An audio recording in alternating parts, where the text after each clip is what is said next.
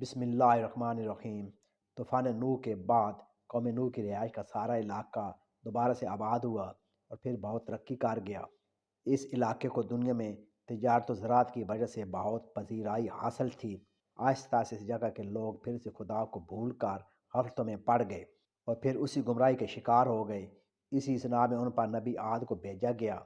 اور ہدایت کی راہ دکھائی گئی۔ قوم عاد کا مرسی اعلیٰ عاد بن اوس بن ارم بن نوح ہے۔ اس عاد کے بیٹوں میں شداد بھی ہے۔ یہ بڑی شان و شوکت کا بادشاہ ہوا ہے۔ اس نے اپنے وقت میں تمام بادشاہوں کو اپنے جھنڈے کے نیچے جمع کر کے سب کو اپنا مطیع و فرمان بردار بنا لیا تھا۔ بے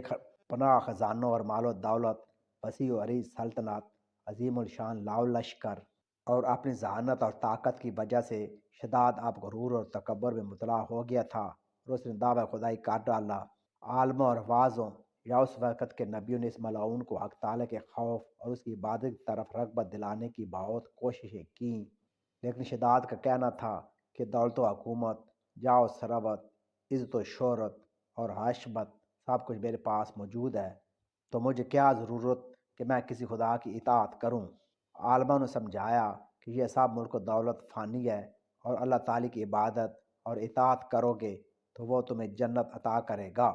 جو اس دنیا سے کروڑہ درجے بہتر ہوگی۔ شداد نے پوچھا کہ اس جنت میں کیا خوبی ہے، تو عالم نے جو کچھ بھی خوبیاں اور تعریفیں جنت الفردوس کی تھیں وہ سب اس کے سامنے بیان کر دیں۔ عالموں کی باتیں سن کر شداد نے حقارت سے ہنستے ہوئے جواب دیا، مجھے اس جنت کی کوئی پرواہ نہیں اور نہ ہی مجھے وہ جنت چاہیے، کیونکہ مجھ میں اتنی طاقت اور قوت ہے کہ میں اسے بھی اچھی جنت اس دنیا میں بنا سکتا ہوں۔ لہذا تمام عالموں اور وعدوں کو دکھلانے کی خاطر شداد نے اپنی جنت بنانے کا فیصلہ کیا۔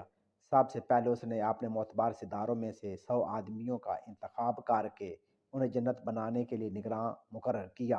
اور ہر ایک سردار کے ساتھ 1000 آدمی متعین کیے۔ زمین میں دفن تمام خزانے نکلوائے گئے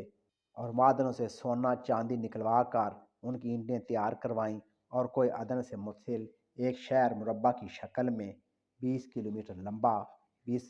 20 کلومیٹر چوڑا اور 80 کلومیٹر اونچا بنانے کا حکم دیا۔ اس شہر کی بنیادیں اس قدر کھودی گئیں کہ پانی کے قریب جا پہنچیں اور پھر ان بنیادوں کو سنگ سلیمانی سے بھروایا گیا۔ جب بنیادیں زمین کے برابر ہو گئیں تو اس پر سونے اور اشرفیوں کی اینٹوں سے دیواریں چننی شروع کی گئیں۔ ان دیواروں کی بلندی اس قدر زیادہ تھی کہ جب آفتاب طلوع ہوتا تھا تو اس کی چمک سے دیواروں کی روشنی پر نگاہ نہیں ٹھہرتی تھی۔ شہر کی 4 دیواری کے اندر 1000 محل تیار کیے گئے اور ہر محل 1000 ستونوں کا اور ہر ستون جواہرات سے جڑا ہوا تھا، اور شہر کے درمیان میں ایک نہر بنائی گئی اور ہر مکان میں حوض بنوائے گئے اور شہر کے ہر مکان تک ایک ایک نہر پہنچائی گئی۔ حوضوں کے فرش پر یاقوت، زمرد، مرجان اور نیلم کی تائیں بچھائی گئیں اور ان کے کناروں پر درخت بنائے گئے جن کی جڑیں سونے کی اور شاخیں اور پتے زمرد کے اور پھول و پھل ان کے موتی اور یاقوت کے اور دیگر جواہرات کے بنوا کر لٹکائے گئے۔ مکانوں کی دیواروں پر زعفران اور عنبر سے گل کاری کی گئی اور یاقوت و دیگر جواہر کے خوبصورت خوش آواز جانور بنوا کر درختوں پر بٹھائے گئے اور ہر درخت کے پاس ایک پہرے دار کو تعینات کیا گیا۔ اس جنت میں بہت اونچے اونچے دیو قامت عظیم الشان ستون تعمیر کیے گئے۔ اس نے اپنی اس جنت میں بہت سی عورتوں کا بندوبست کر رکھا تھا تاکہ وہ لوگوں کو کشش دے سکے۔ ہرم، جس کا قرآن مجید میں بھی ذکر آیا ہے، مال و دولت اور ہیرے جواہرات سے بھرپور تھی اور اس میں خوبصورت ترین نظارے موجود تھے، اور اس کے علاوہ زندگی کا ہر طرح کا آرام تھا۔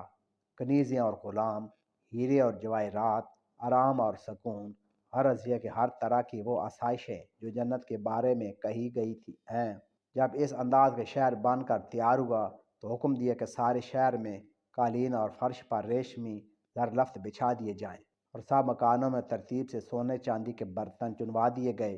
اور حوضوں میں دودھ، شراب،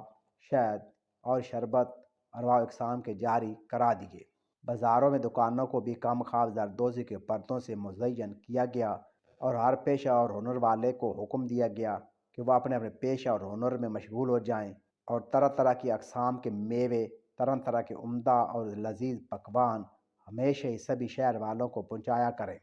غرض کے 12 برس میں یہ شہر بے مثال اس سجاوٹ کے ساتھ تیار ہوا تو تمام سرداروں کو حکم دیا گیا کہ وہ زینت کے ساتھ اس شہر میں جا کر رہیں، اور خود بھی اپنی فوج اور لشکر کو ساتھ لے کر کمال غرور اور تکبر سے شہر کی طرف کوچ کیا، اور راستے میں عالموں اور وازوں کو جلانے کی خاطر کچھ دیر رک کر ان سے تکبر اور حقارت کے ساتھ کہا، تم اسی جنت کے واسطے مجھے اس کے سامنے جس کو آج تک کسی نے نہیں دیکھا ہے ساتھ جھکانے اور ذلیل ہونے کے لیے کہتے تھے، اب تم کو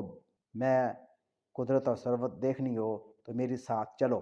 میں نے اس اندیکھی جنت سے بھی زیادہ حسین اور دلکش اور خوبصورت جنت بنوائی ہے،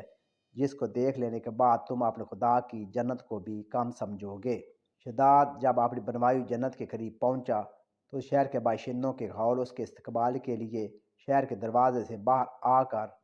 اس پر زر و جواہر نشاور کرنے لگے۔ اس طرح سے جب شداد شہر کے دروازے پر پہنچا تو اس کا ایک قدم دروازے کے باہر اور ایک قدم اندر تھا کہ آسمان سے ایک ایسی سخت کڑکدار آواز آئی جس سے تمام مخلوق ہلاک ہو گئی، اور بادشاہ بھی وہیں دروازے پر گر پڑا اور مر گیا۔ اس شہر کو دیکھنے کی حسرت کہ کس محنت و مشقت سے اس کو تیار کیا تھا دل میں ہی رہ گئی۔ حضرت امیر معاویہ کے دور حکومت میں حضرت عبداللہ بن قلابہ اپنے گم شدہ اونٹ کو تلاش کرتے ہوئے سرائے عدن سے گزر کر اس شہر میں پہنچے اور اس کی تمام زینتوں اور آرائشوں کو دیکھا، مگر وہاں کوئی رہنے والا بسنے والا انسان نہیں ملا۔ یہ تھوڑے سے جواہرات وہاں سے لے کر چلے آئے۔ جب یہ خبر حضرت امیر معاویہ کو معلوم ہوئی تو انہوں نے عبداللہ بن قلابہ کو بلا کر پورا حال دریافت کیا، اور انہوں نے جو کچھ دیکھا تھا سب کچھ بیان کر دیا۔ پھر حضرت امیر معاویہ نے کعب آبار کو بلا کر دریافت کیا کہ کیا دنیا میں کوئی ایسا شہر موجود ہے؟ تو انہوں نے فرمایا کہ ہاں، جس کا ذکر قرآن مجید میں بھی آیا ہے کہ یہ شہر شداد بن عاد نے بنوایا تھا، لیکن یہ سب عذاب الہی سے ہلاک ہوئے، اور اس قوم سے کوئی ایک آدمی بھی باقی نہیں رہا۔ اور آپ کے زمانے میں ایک مسلمان جس کی آنکھیں نیلی، قد چھوٹا اور اس کے ابرو پر ایک تل ہوگا، اپنے اونٹ کو تلاش کرتے ہوئے اس ویران شہر میں داخل ہوگا۔ اتنے میں عبداللہ بن قلابہ آ گئے تو کعب آبار نے ان کو دیکھ کر فرمایا کہ با خدا وہ شخص جو شداد کی بنائی ہوئی جنت کو دیکھے گا وہ یہی شخص ہے۔